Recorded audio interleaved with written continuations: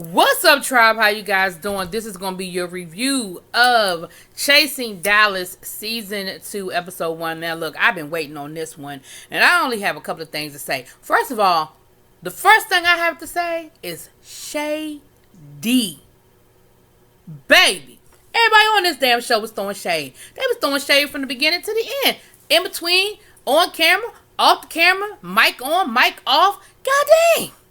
What is going on, people? Why we so hostile? Why we so hostile?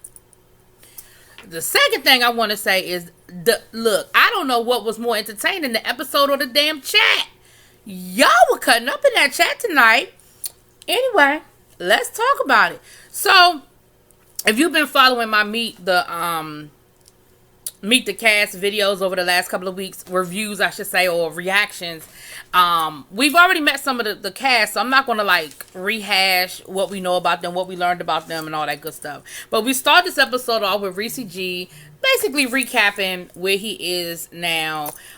He said, there was a lot of, people throwing shade at him, a lot of talk being said about him, and, people wishing for his demise, what they say about that. But he was saying, he's back better than ever. He is here for it. And what we find out is that he is, still, he said that he gained a friend and lost a friend in Charles. So I don't know if that means that him and Charles still are not in a good place or what have you, but we know where they left off last season. What I'm not going to do is I'm only going to address what I see on camera. I'm not on the show. I'm not going to address stuff that I've seen on social media, or I'm going to try not to. I don't want to address things I've seen on social media because I don't want to taint the story. Because we know that sometimes, like, they film these episodes and then things happen in real time on, social media. So wherever him and Charles are, it wasn't addressed in this episode per se. They did make it clear that him and Aubrey are not in a good place. And we're going to definitely see that at the end of the episode.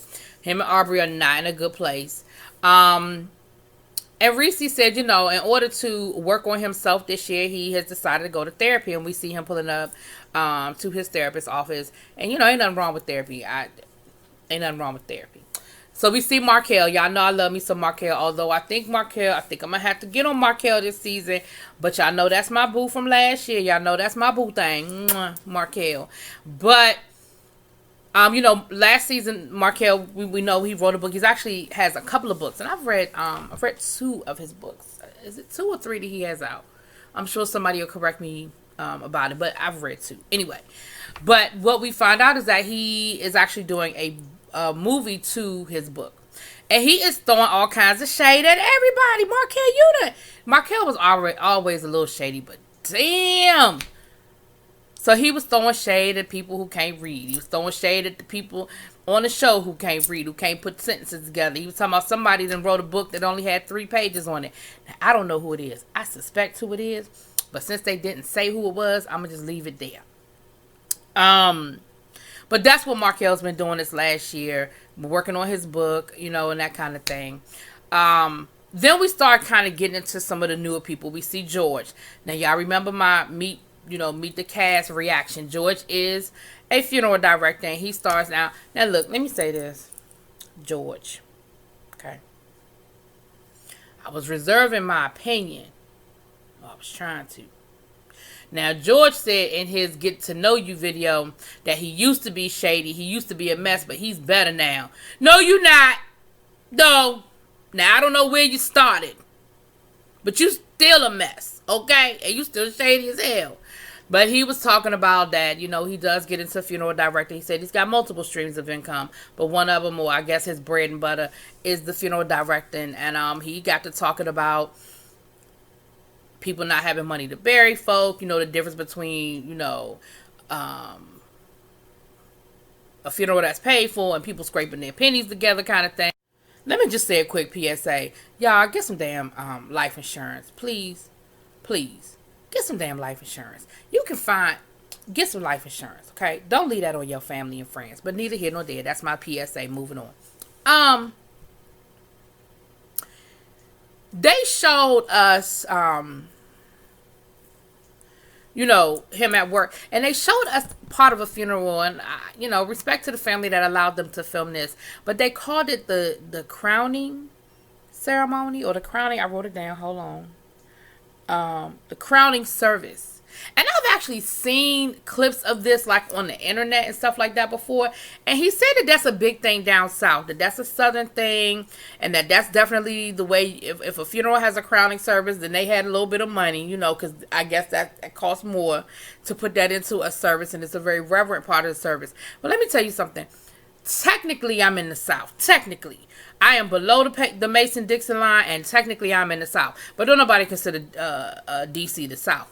I personally have never gone to a funeral that had a crowning ceremony. Unfortunately, in my day, I have been to many funerals or frooms.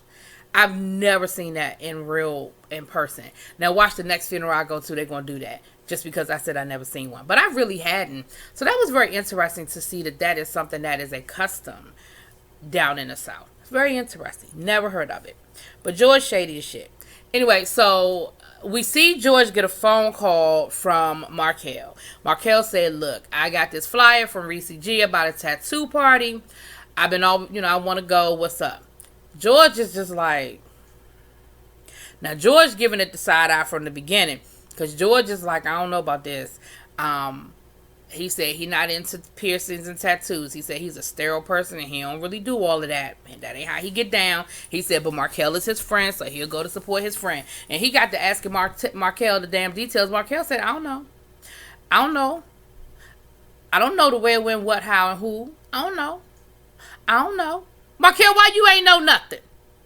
He said that he just had the flyer. Well, then read the damn flyer. Send me a picture of the flyer, something, Markel. But okay. Going to the tattoo party. So y'all know how these shows go. That's going to be their event, the tattoo party. Then we see Ariel O'Hara and we see Dior. That damn Ariel O'Hara is shadier than George. Now, Dior is a hairstylist. Ariel O'Hara is a, I don't want to say the wrong word, but she makes dresses. She's a designer. She's a designer seamstress that makes dresses.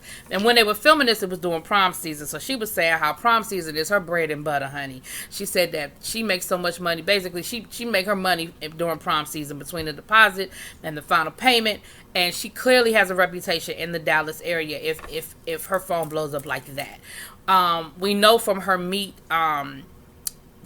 the Cast video that she has worked with a lot of celebrities. She also is part of the O'Hara family. If you are familiar, correct me if I'm wrong in the chat, but I'm assuming Raja O'Hara and the other O'Haras from RuPaul's Drag Race. She's done a lot of their costumes, a lot of RuPaul Drag Race other costumes. She's worked with T.S. Madison, and they actually were talking about, they had an upcoming show with T.S. Madison. Dior was going to do her hair, and I'm assuming Ariel was doing the dress. So then they got to talking about Reese and King Kane, and neither one of them seemed to know a whole lot about Reese, and so Ariel was kind of throwing a little shade. Well, Reese who? Reese what? Don't know nothing about him. What's up with him? Then they got the King Kane, and Dior was like, well, he's a designer like you. I thought maybe you guys had run into each other or had run in the same circles. And, Ariel O'Hara was just like, yeah, I don't know her. I don't know nothing about her being a designer. I don't know her. I don't know nothing about her. She was shady as hell, but I liked her. Now, I don't know if I'm going to like her by the end of the season. It was shady, but I was laughing. So, if you can make me laugh with the shade, then I'm cool.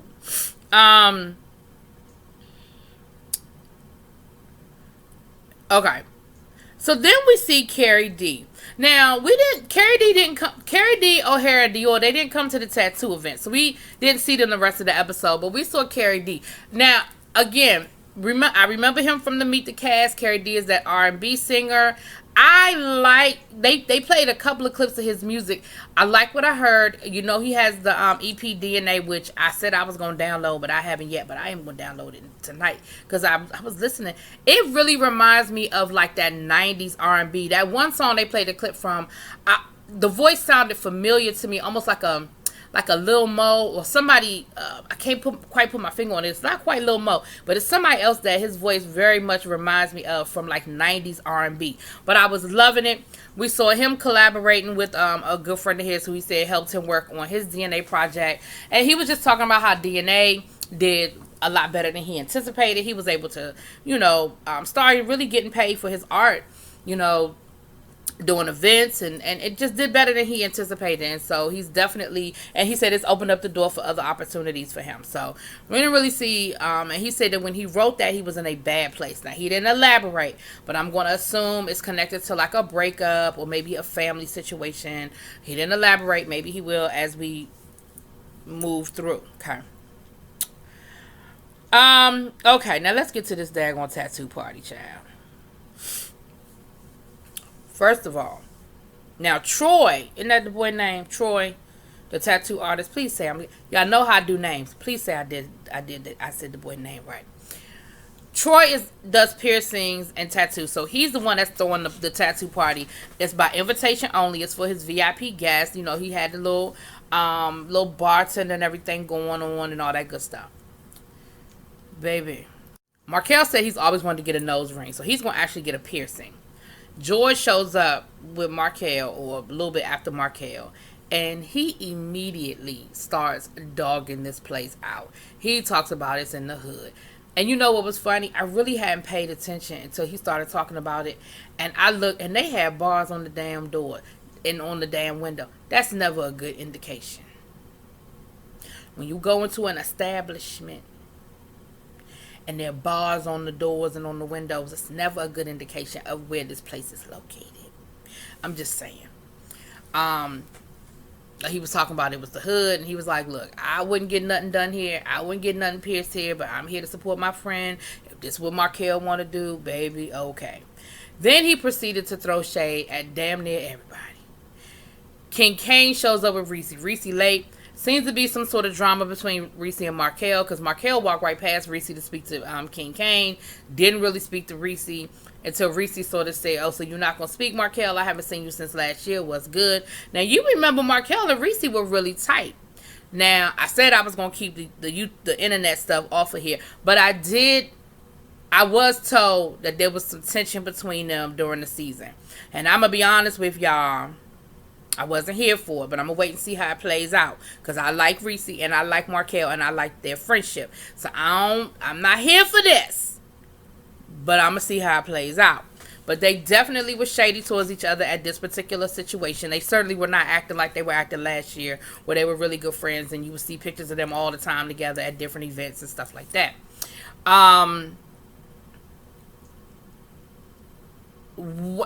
Okay. Reese said that him and King Kane are trying to build a friendship. They're not quite friends, but they are working towards becoming friends.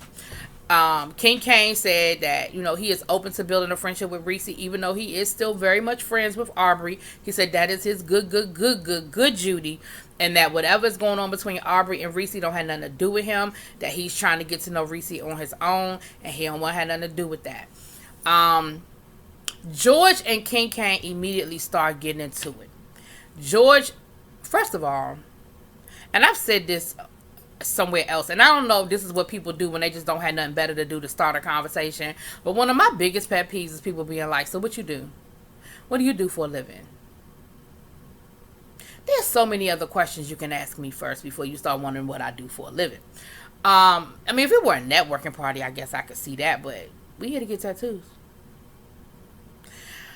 So when King Kane said, I'm a designer, George immediately starts throwing shade about, really? Like, I've never heard of you. I don't know anything about what you design. Every time I see you, here's what I love about King Kane. King Kane be throwing the slick shade. He was like, oh, really? You don't know? Because, you follow me on Instagram. And so George was like, I follow you on Instagram. I don't follow your brand. King Kane was like, I am my brand. Everything I post, that's me. I said, oh, here we go. So then he said something. I I don't know. Anyway, but King Kane was like, look, I know what you're trying to do. Like, no, I know what it was. Then King Kane did what I loved what he did. He said, I'm not even about to trip off of you because I know good and damn well you watched season 1 and you know exactly who I am. This is what I love. Because I hate when people come onto these reality shows and if the show has had at least one season, you're not going to sit here and tell me you didn't do your due diligence. Don't play with me. Don't act like you don't know who I am. Don't act like you ain't look at the first season of the show because you be a fool not to. So, I thank you, King Kane. High five through the screen, boo, because you called his ass out talking about something. You know who I am because I know you looked at the first season. Then come to find out, he was working Reese's Easter egg hunt event. You know the Easter egg hunt event that they never hunt no Easter eggs because they ended up getting into it before they got to the Easter eggs. Now, when he say work the event, I don't know if he was a bartender. I don't know if he was security. I don't know if he was a caterer. I'm really not sure in what capacity he worked the event. But he did say he has multiple streams of income. So maybe his other stream is one of those things. Security, bartending, catering. I don't know, but he was at the event. So Kane was like, so don't act like you don't know me. Don't act like you never seen me. He said, then he even said something about them meeting at the club or something and wanting to take pictures with him at the club. So, George, you playing games. And I'm not here for that. Now, you can throw some shade, but I'm not here for the games. Don't act like you don't know who these people are. You know who the fuck they are. So, at the end of the conversation, King was like, look, I know what you're trying to do and it's not going to work. Like, you're trying to get a rouse out of me. You're trying to create a scene. You're trying to create a moment. You're trying to get some camera time and you're not going to get it on my back. Moving on. So then George ends up, so at this point, Troy comes out and they're going to take Markel back to get his nose ring. And George and about 4-5 other people go back. I'm thinking, how many people you need, Markel, to get a nose ring? How many people you need? Because George was with somebody else that I swear looked like his twin brother. Who was that, George? I'm going to tag you in this review. Who was that, George? Was it your little brother? Like, because they looked just alike, y'all. I ain't even trying to be funny. They really looked alike. And George is nice looking. So 2 tons of fun. Well, I ain't mean 2 tons like that, y'all. See, that ain't come out right. Twins, fuck it. They look like twins. So... but it was George, it was the twin, and then there was another dude back there with Markel. And I'm like, how many people do you need to get a nose ring, Markel? But while they were back there, now George is throwing shade at Troy, acting like he don't know who Troy is, and they going back and forth.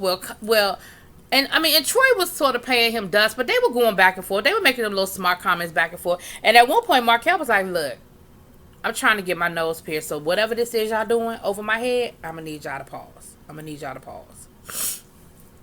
George ends up leaving. He said, look, I just had a money call. I got to go pick up a body. I got to go. Because they got to going back and forth about whether he was a mortician, a funeral director, but I don't know.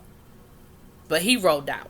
Now, the next thing we know, we get a little note on the screen saying that the camera stopped rolling, but the mics were still hot. This little scene lost me a little bit. I'm not going to lie. I even rolled it back, looked at it again. And I was still just a little confused at it. It seems as though Aubrey approached Reese G about having a conversation based on information that he got through Gardini. Now, how the fuck Gardini got to Dallas, I don't know. Last I checked, Gardini was in Atlanta via Miami. But okay.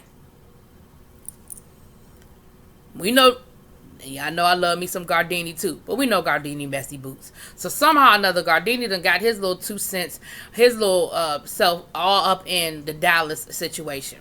And so when Aubrey approached Reese, I think it was Markel and Aubrey were together, what have you.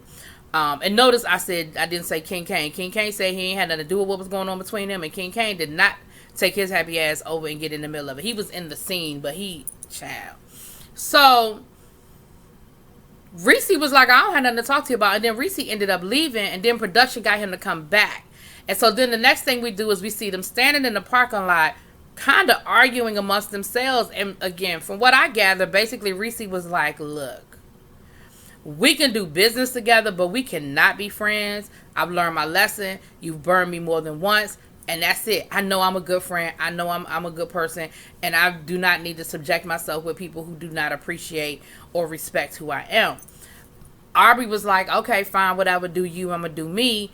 Again, somehow or another, Oliver Twick's name came up, and I said, now how the hell does Atlanta keep getting in this damn story? So somehow Gardini said something to Aubrey, and then Reese said you was acting funny when you started hanging out with Oliver. Child, I ain't gonna lie, I ain't follow that whole damn story. I'm hoping that we're gonna get more information as this goes on. But somehow or another, it sounds like Reese and Aubrey already ain't seeing for each other, and it sounds like some other people done got themselves in the mix. Anyway, child, if y'all picked up more than I picked up, put it in them comments and let me know. I'll talk to y'all later. Peace.